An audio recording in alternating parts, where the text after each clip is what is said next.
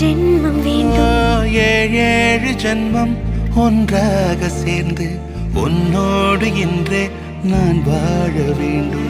காலம்